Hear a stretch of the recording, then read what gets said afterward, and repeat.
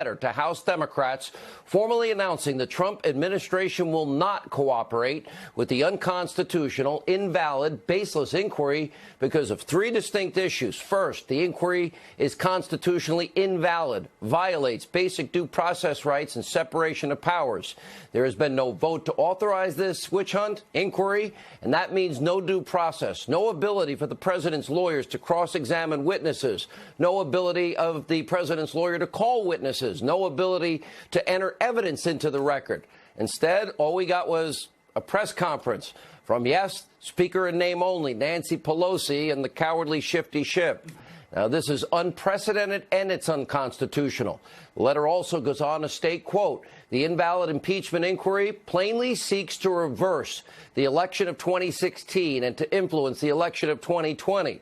And according to the White House counsel, the effort to impeach President Trump without regard to any evidence of his actions in office is a naked political strategy that began the day he was inaugurated and perhaps before. I would argue before. Impeachment is never to be used as a political weapon, only as a check against treason, bribery, high crimes, misdemeanors.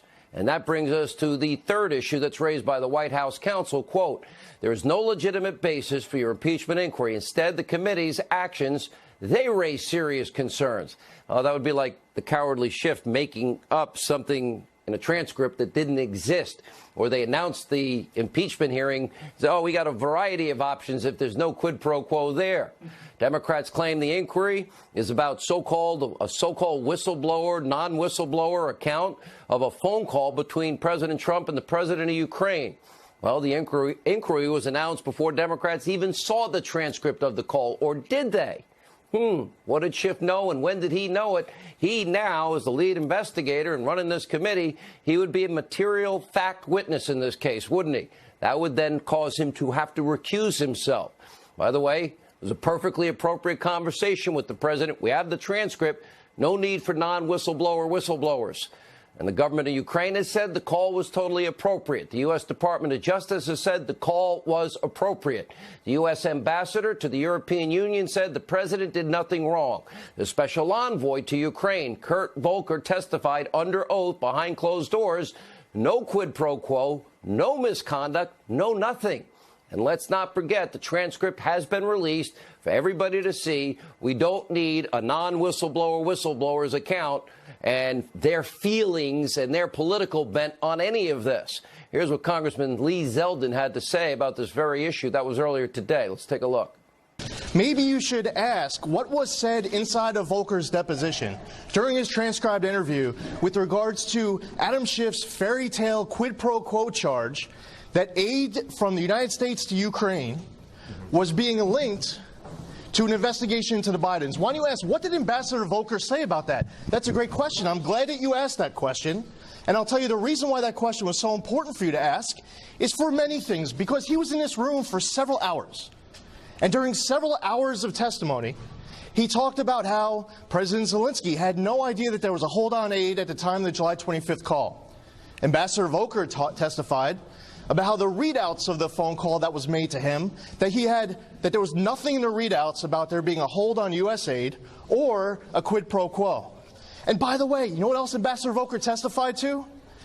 This entire time, the aid was getting released. It was going to get released.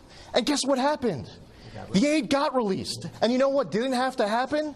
There was no new investigation that had to get created. This whole thing is a fairy tale. Adam Schiff is misleading you, and you're playing along with it. When Adam Schiff said, for example, that President Trump was asking President Zelensky to manufacture dirt on the Bidens, you know what Ambassador Volker testified to? That was absolutely untrue. And for weeks, the cowardly lying Adam Schiff, well, he wanted you to believe President Trump threatened to withhold U.S. aid to Ukraine if it didn't investigate sleepy, creepy, crazy Uncle Joe 30330 and his son's shady Ukrainian business deals. And for weeks, Schiff stenographers, the media mob, breathlessly reporting about Trump, Ukraine, quid pro quo. And yet again, it was one big giant hoax, another lie, another conspiracy theory. 3 long years, one witch hunt after another. One coup attempt after another. Tonight, we have brand new evidence proving beyond any shadow of a doubt the left's hysteria is once again built on another bed of lies. Investigative reporter John Solomon has acquired documentation showing that a new investigation was opened by the country's prosecutor general 4 months before the phone call with our president and the Ukrainian president Zelensky under Ukraine's prior president. And that's not all. John Solomon reporting also tonight one focal point of the investigation was whether any of the $3.4 million in proceeds that Burisma Holdings paid to Hunter Biden's firm between 2014 and 2016 came from illicit sources. This happened months before the phone call in question, which is, by the way, huge, but there's even more. We have brand new details about the whistleblower. Byron York reporting tonight. He or she had a professional tie to a 2020 Democratic candidate. That means he or she worked with or for one of the Democrats that is running against Trump. That'd be a conflict of interest, too, especially when they're giving hearsay evidence in the first place. Let's recap. Whistleblower, registered Democrat, clear political bias, professional relationship with one of the 2020 Democrats who want to beat Trump. His complaint based on hearsay, not firsthand knowledge, and also media reports. Doesn't even matter what his complaint claimed, because we know now through the transcript what was said and what wasn't said, don't we? And by the way, the call in question shows no quid pro quo, nothing. No funds were withheld from Ukraine. Ukrainian officials didn't even know the president was considering delaying aid at the time of the call. And they didn't know till a month later. And two top diplomats in Europe said the president did nothing wrong. But then you got the cowardly Adam Schiff, a known congenital liar. Then you got Nancy Pelosi, another liar who has lost all control over her party in the House. They want to boot a duly elected president from office for nothing. What? A coup. And an attempt that every Democrat must go on record about. Any so-called, by the way, these so-called moderates, in other words, the Democrats that live in districts that Donald Trump won in 2016, they don't speak out against this unconstitutional attempted coup and witch hunt. They would be complicit in this, what is an illegal attempt to override the will of the American voter. Now, there is real corruption and government abuse of power, and a quid pro quo we actually have on tape. And that would be Joe 30330 and the country of Ukraine, because as the media mob tries to ignore that brewing scandal, well, Senator Lindsey Graham, he has now invited the former New York City Mayor Rudy Giuliani to testify before Congress about his lengthy investigation. And don't forget, we learned from Politico. What do we learn?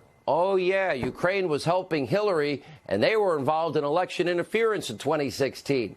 Yeah, and Joe, well, he shook down Ukraine and said, you got 6 hours. You fire that prosecutor, or I'm taking my $1 billion, our $1 billion, American people's $1 billion, and I'm going home. You're not going to get it. And holy, wow, they fired him, and he bragged about it.